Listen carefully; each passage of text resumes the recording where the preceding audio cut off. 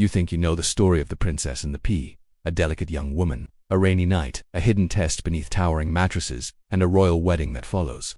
It seems like nothing more than a whimsical fairy tale told to children before bed. But what if I told you that this story may conceal fragments of an ancient initiation ritual? What if the pea itself was not just a vegetable, but a forgotten emblem of fertility, rebirth, and dynastic legitimacy? Hidden beneath the surface of this light-hearted tale lies something older, stranger, and far more mysterious than most listeners ever imagine. Archaeologists, mythographers, and historians have found traces of similar motifs across cultures, symbols of sensitivity, purity, and the strange relationship between nobility and hidden trials.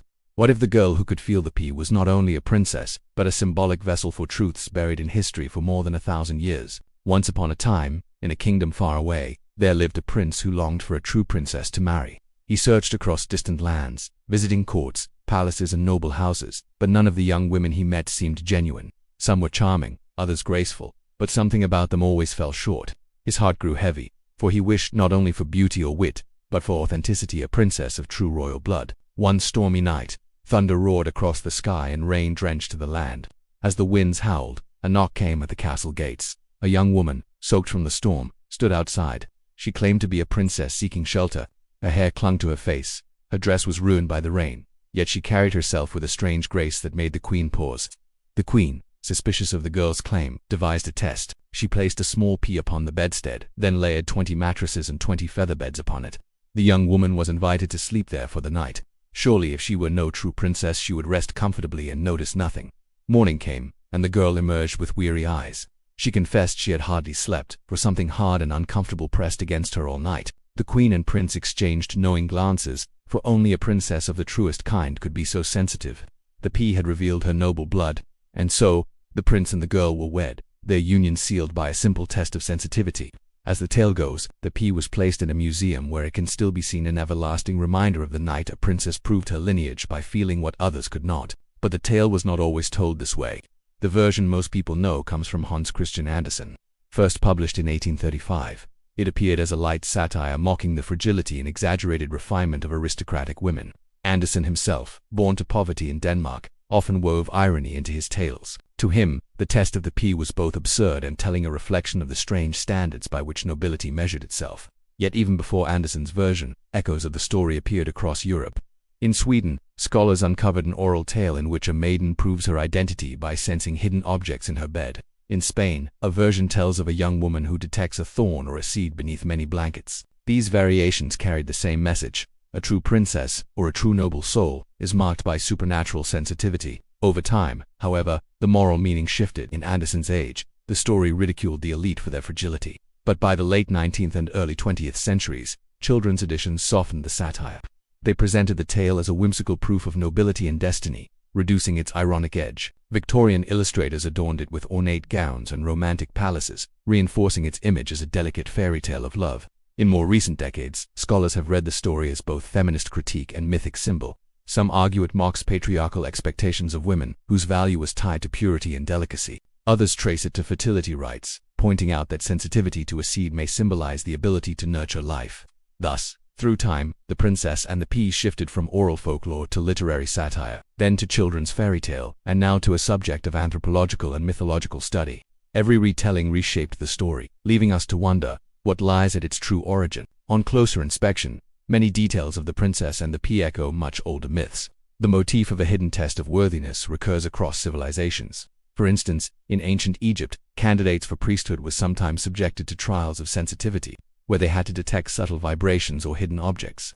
Sensitivity was linked not to weakness but to spiritual refinement. In Greek mythology, we encounter Persephone, whose fate was sealed by eating seeds of the pomegranate. The seed became a symbol of binding destiny, fertility, and the thin boundary between worlds. The pea beneath the mattress, small yet potent, may carry a similar resonance, an object that links the mortal body to unseen truths. In Norse tradition, the goddess Freya was tested in strange ways before being accepted among the gods. Sensitivity to natural forces, to discomfort, to hidden truths was a sign of her divine essence. The trial of the princess aligns with this archetype. The test reveals what bloodlines and words cannot. Even in Indian mythology, the concept of subtle perception is sacred. Yogic traditions describe the awakening of heightened sensitivity as a mark of spiritual progress. A true seeker, like a true princess, perceives what others overlook. Could it be that the young woman in the story is not merely a royal bride, but but a symbolic vessel of purity and divine sensitivity.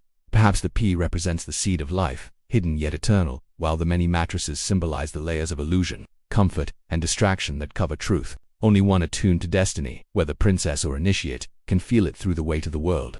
Thus, the tale may not be about fragility at all. It may be about discernment, the ability to sense the invisible and reveal hidden lineage or divine purpose. Far from a bedtime amusement, The Princess and the Pea may preserve fragments of initiation rites, fertility myths, and ancient trials of spirit passed down through the centuries.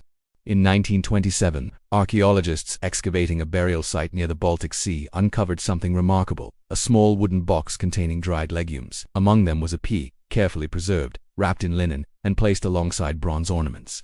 At first it seemed unimportant, but scholars soon realized that the pea was part of a funerary ritual. The seed symbolized fertility and rebirth, placed with the deceased as a guarantee of life beyond the grave. Centuries later, in 1959, a team of researchers working in Anatolia discovered inscriptions that referred to the seed beneath the bed, a metaphor describing the secret test of kingship. Here, the idea of a hidden object under sleeping quarters appears not as folklore, but as political metaphor.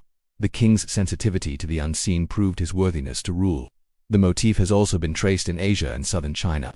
Folk records mention the story of a girl tested by sensing a seed under quilts during a bridal ceremony. The seed represented fertility, while the layered bedding symbolized wealth.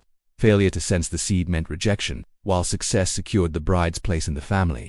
When pieced together, these findings reveal a striking pattern. Across regions as far apart as Northern Europe, the Mediterranean, and East Asia, the motif of the hidden seed appears with the same symbolic message. Only the true, the chosen, or the divinely sensitive can perceive it.